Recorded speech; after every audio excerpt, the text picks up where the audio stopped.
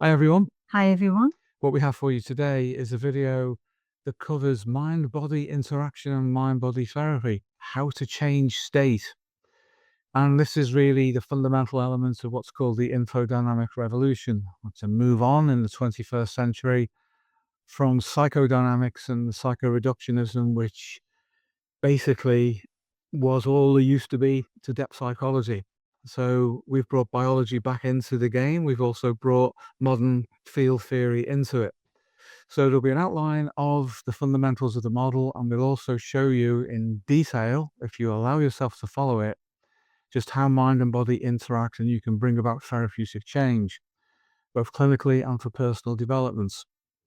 So we hope you enjoy. Yes, this is the way we've always practiced This is. for decades, and this is the spirit up really of psychosomatic medicine, and we hope you derive a lot of benefit from it. So thank you for watching. We're sure you will. Thousands upon thousands of people have. So looking forward into the future, this is the infodynamic revolution. See you soon. Thank you. All knowledge is remembering. Where does mind come from? How far back must we go? When was the beginning? In the beginning was information. Before our physical universe began, there was no space, no time, but a Platonic world of pure information that was conscious of itself. A complexity of information that represented itself to itself. A consciousness with both an intentionality and a final goal.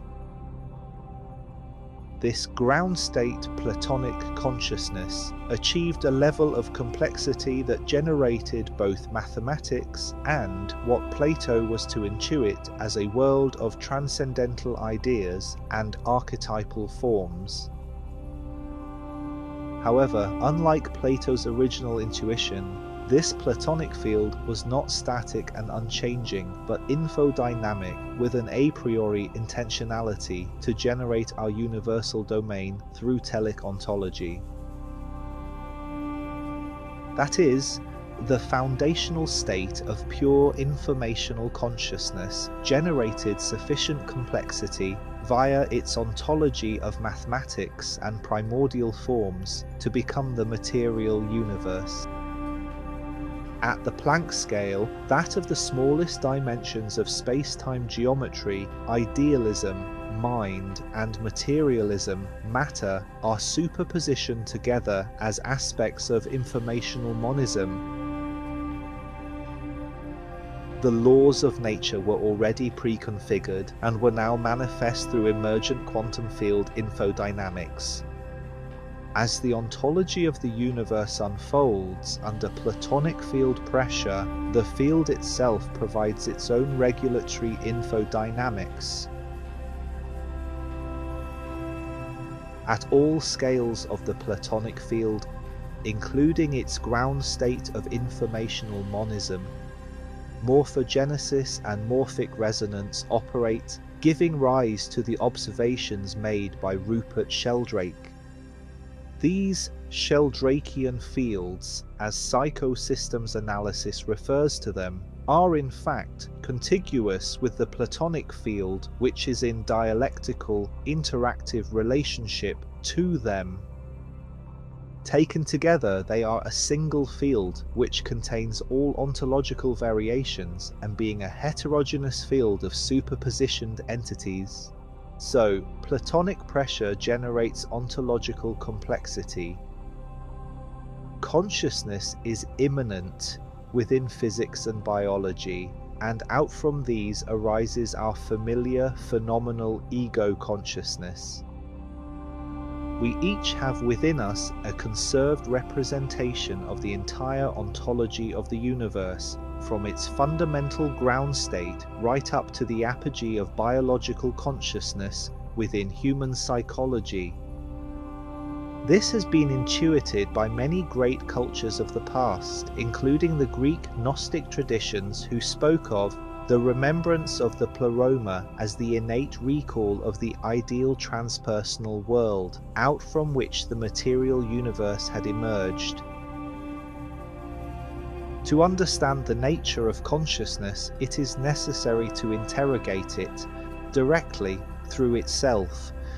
Humans offer the unique advantage of having the complete universal ontology of consciousness superpositioned within the whole field of their being.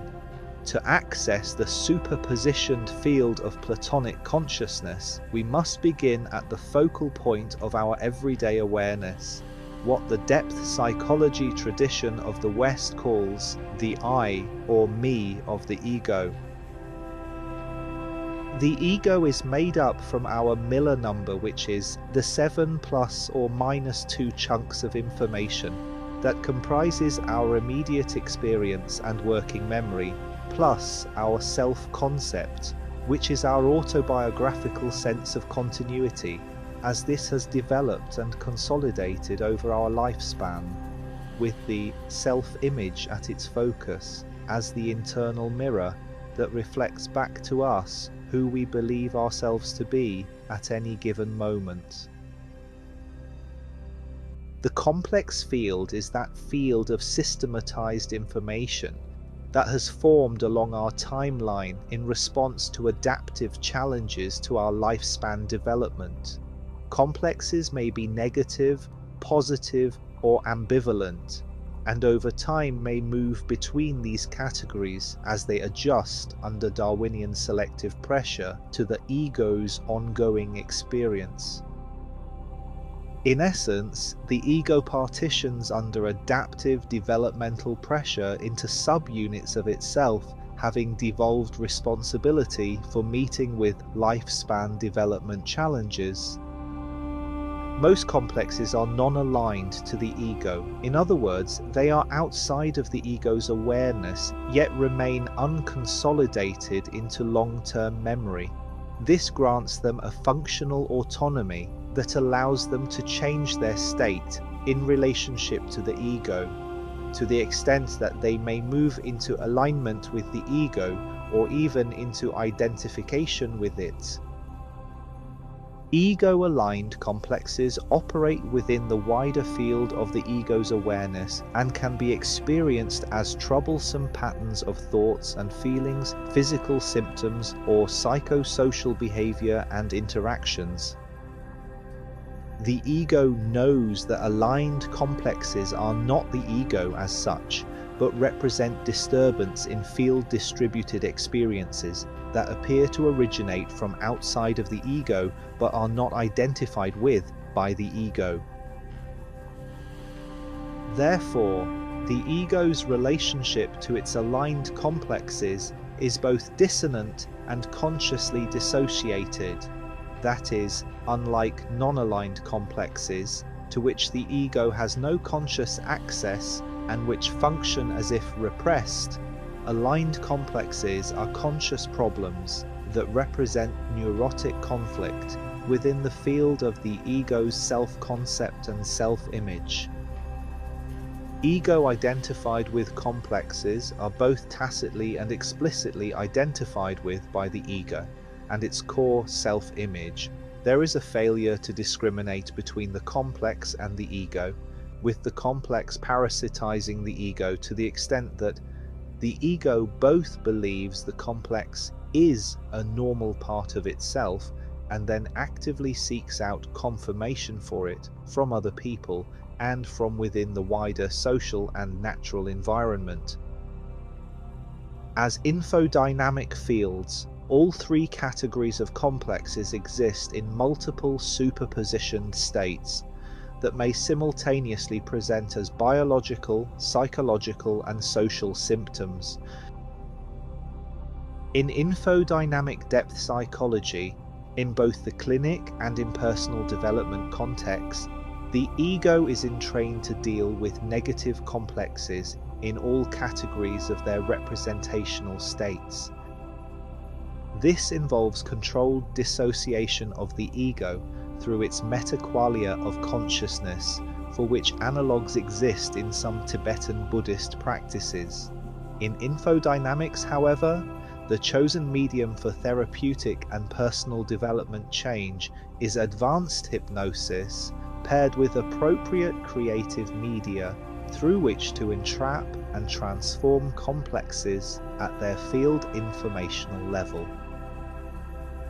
Once isolated from their contact with the ego and forced into a localized and collapsed field state, complexes are open to homeostatic regulation at the metafield level. Their dissipation involves associative dissolution so that they are unable to reconfigure, with their contents becoming flattened out into inert long-term memory. The final category of infodynamic complexes to understand are deep structure complexes. These form as an interface between the ego and complex fields and the ancestral psyche of the instinct field. Deep structure complexes form out from the ego's experience of the world and the resultant understanding it has acquired about itself in relation to those beliefs. They serve a dual purpose. They hold an internal mirror to the ego that reflects back to it what the ego thinks is the reality of the world, and in so doing tests the ego's suitability to go deeper beyond the collapsed reflection of its own image. An ego that is still narcissistic would be directed by homeostasis to a deep structure complex representation of itself in order to distract it from entering into an environment that it is wholly unprepared for. Deep structure complex representations can include religious or ideological beliefs, even psychological representations based on the internalization of a theory, very commonly in contemporary Western culture as a fantasy-based misunderstanding of the work of Carl Jung. The unprepared ego will be stopped there by the fascinating image of its fantasies before it can enter into such a disturbed state that it becomes functionally schizoid or even psychotic. A further potential hazard is disturbing the homeostasis of the body at a symbolic transductive level so that gene expression is negatively affected, generating somatic conversion disorders and even permanent changes into disease states.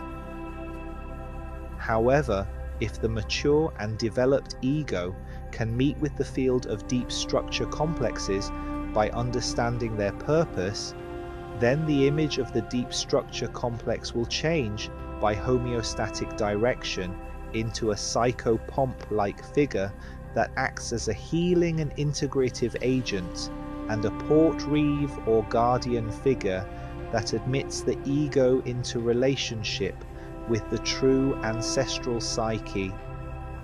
An appropriately entrained ego will be both prepared and received by the field of deep structure complexes, ready for the transition into the ancestral domain, and its instincts, meta-instincts, and transpersonal levels of infodynamic field consciousness. The instinct field is the manifest form and content of the ancestral psyche, as divided into what are referred to as Pankseppian drives, or 7 basic emotional systems, named after the late professor of affective neuroscience, and the meta-instincts, which are the innate, genomic, timed release anticipations for lifespan development. The 7 basic emotional systems extend the drive for homeostasis beyond what the body can achieve internally on through action in the world. However, Panksepp requires a context without which the Pankseppian drives may fire autonomously, generating neurotic conflict, maladaptation, or worse. Meta-instincts provide the bandwidth of flexible contexts as scenarios for Pankseppian drives to be actioned appropriately. They are highly conserved, but capable of being updated as superpositioned Platonic Sheldrakian fields, immanent with the genome, and its epigenetic changes. Meta-instincts unite instinct and archetype, in contradistinction to how Carl Jung had originally differentiated them as being in polarized opposition to one another. The revision of Jung's archetypal theory started with drawing on his statements from Volume 8 of his collected works, The Structure and Dynamics of the Psyche, that the archetypes are the instinct's perception of itself, and as being the self-portrait of the instinct. Then on with the work of the Jungian analyst and evolutionary psychiatrist Dr. Anthony Stevens, who developed an ethological understanding of the genomically anticipated scenarios for lifespan development, leading to the development of the concept of meta-instincts by the founders of psychosystems analysis, Stephen and Pauline Richards, who introduced the wider clinical model of integrated Pankseppian and meta-instincts into a Jungian-based interpretation of neuropsychoanalysis. Affect is the carrier wave of instinct. Instinct is the emissary of their master, the genome. That is, affect, emotion, acts as the consolidating conscious representation of meta-instinctive superpositioning within the ego field, ego-conscious experience, and that instinct, Pankseppian and meta, are under direction of the genome and its immanent fields. Meta-instincts are the dreams of the genome, in that their innate anticipatory scenarios, as they are rehearsed before their timed release, act for the genome, as dreams do for the conscious ego. When we rehearse a meta-instinct, our genome dreams its fulfillment. The ancestral psyche narrates the past to our present through these dreams. As we pass through the field of meta-instincts, our reflexive awareness receives the representational forms of the Platonic field as such. This is as far as cognition can accompany us on our journey, arriving at its own event horizon, upon which are the seemingly still, universal and eternal Platonic archetypal images, as these were originally intuited by Plato himself. Here too are found the fundamental representations of mathematics, from Pythagoras, Plato and Euclid up to Feynman, Wheeler and Penrose. And this is where Western transpersonal and depth psychology, including Jungian, usually stops. At the limit point of representation, that cognition can apperceive in reflexive relationship to itself. Around this limit point also gather the mystery traditions of both East and West.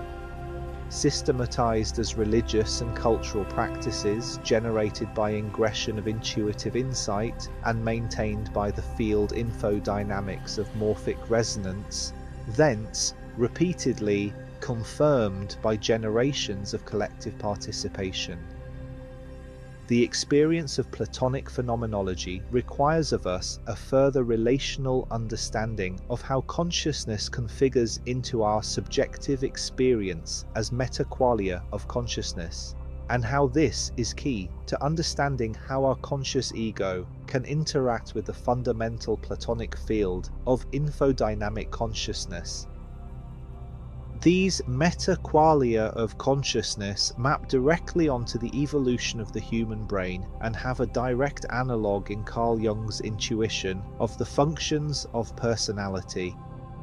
Jung's intuition, like Plato's before him, formed out from a representation of underlying infodynamic form and function that collapsed its waveform into the human psychological vessel that had received it, that of Carl Jung's subjective consciousness.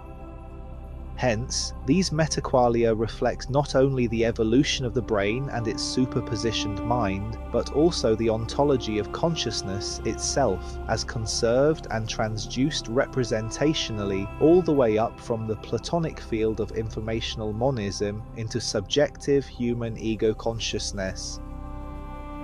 In psychosystems analysis, both mind and matter are considered to be states of information, contiguous with one another as a meta-field of superpositioned information. That is, each state in whatever representational form is defined by such information that both generates and occupies it. From an observer's subjective point of view, each representational state may be collapsed, reduced into whatever fraction of the field is being considered, or whatever limitation of informational carrying capacity, for example, the Miller number of the ego's working memory, may be involved. This limitation by scale is called the subjective waveform SWF of consciousness. However, such collapse does not remove the objective waveform OWF of the whole field. It only collapses according to perspective and capacity in the sentient observer. When considered as an infodynamic field, the mind-body problem disappears. This field is heterogeneous, that is, composed of apparently separate systems or states of form and function, which are nevertheless in dynamic informational relationship to one another. Mens et corpus unum, mind and body as one, and informationes unus mundus, the world is information, motto of the Institute for Psychosystems Analysis and the principium of its clinical practice. In the early 1980s, Stephen and Pauline Richards were exposed to the work of Professor George Engel, the founder of the Biopsychosocial Systems medical model. By the late 1980s, this had become for them the structure through which to develop their field infodynamic and superpositioning theory of a successor model to psychodynamics. With the personal support of Professor Engel, who was a professor of medicine and psychiatry at the University of Rochester, New York, and a Freudian psychoanalyst, the Richards showed how the representation of Engel's biopsychosocial systems stack actually revealed the heterogeneous field nature of informational states and dynamic exchange. It was clear to the Richards that Professor Ernest Rossi's work on information substances, quantum field effects, and altered states of consciousness through hypnosis complemented this new model of theirs. Professor Rossi was informed by them of informational monism as a foundation for updating Jungian psychodynamics and of their clinical work on altered states of consciousness induced by pH regulation within the body's fluid mediums. Professor Rossi, who was a neuroscientist as well as a Freudian and a Jungian analyst, fully supported their work. Engel's biopsychosocial stack allows an understanding of how information arranges itself according to complexity between the biological, psychological, and social natural environments, here represented as infodynamic fields. Field infodynamic, depth psychology, psychosystems analysis utilizes mind-body environment field interactions for therapeutic change and personal development optimization, individuation. Rossi's mind-brain to messenger-molecule-and-genome model of informational transduction via known pathways in the body form 3 of the 4 core state-changing modalities in mind-body infodynamic depth psychology that may be utilized via altered states of consciousness. Here we see Rossi's transduction pathways between mind and body, psychoneuroendocrine, mind-brain/nervous system hormone, psychoneuroimmune, mind-brain/nervous system immune, psychoneuropeptide, mind-brain/nervous system peptide. Here we see a representation of the fourth informational transduction medium introduced by Stephen and Pauline Richards through their clinical work at the Cardiac Rehab Department at Charing Cross Hospital in London, UK in the 1980s and 1990s. The pH of the brain and the body's fluid mediums, generating new mind-brain-body states and regulating consciousness at the quantum field level via neuronal microtubules, as per personal acknowledgement of this to Stephen and Pauline Richards by Professor Stuart Hameroff of the Center for Consciousness Studies at the University of Arizona and co-founder with Nobel laureate in physics Sir Roger Penrose of the Penrose-Hameroff orchestrated objective reduction theory of quantum consciousness. Here we see a representation of the Richards' brain field model that includes contributions from Penrose-Hameroff, quantum, Rupert Sheldrake, morphic, Michael Levin, bioelectric, with the ground state superpositioned Platonic infodynamic field being their unique contribution. Here we see the Richards model of the objective waveform OWF of the Platonic infodynamic field of consciousness as the vertical axis, and the subjective waveform SWF of personal infodynamic consciousness as the left arm of the transverse axis. This continues as the right arm of the transverse axis as the field of the extended subjective mind, as this may be enhanced through altered states of consciousness. Working with these waveforms of consciousness in altered states of consciousness, particularly through infodynamic field hypnosis, is the efficient means of mind-body communication for therapeutic change and personal development,